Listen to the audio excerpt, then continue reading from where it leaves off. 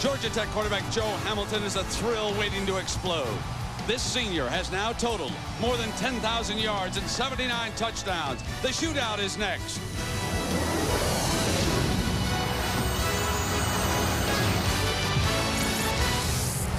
You are looking live at a sold-out Grant Field in Atlanta, where Georgia Tech hosts arch-rival Georgia.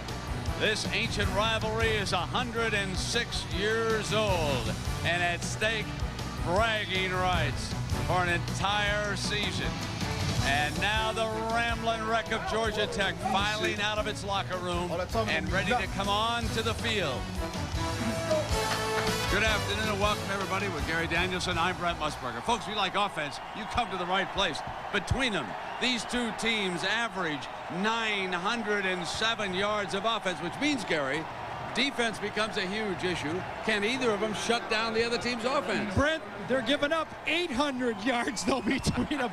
And usually what happens in these type of games, especially a rivalry game, the quarterbacks, they're going to have their type of games, but one of the two defenses is going to have to step up. Georgia, a couple weeks ago, had a big change in their football team. Auburn routed them for over 400 yards in the air. Jim Donnan replaced the entire secondary, including 3 seniors, to kind of make a little bit of a change in that look. And what happened last week, Ole Miss ran for over 200. Now, Georgia Tech and George O'Leary's had a problem all year with tackling. They have not been able to stop the ground game. And they gave up to Wake Forest over 300 yards. If you think about this game, one of these two defenses have to help them. All right, the rambling wreck now coming onto the field here in Atlanta on Senior Day.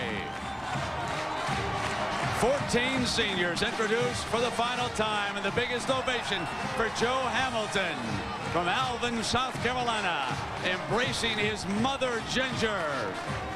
Welcome to the shootout in Atlanta, everybody.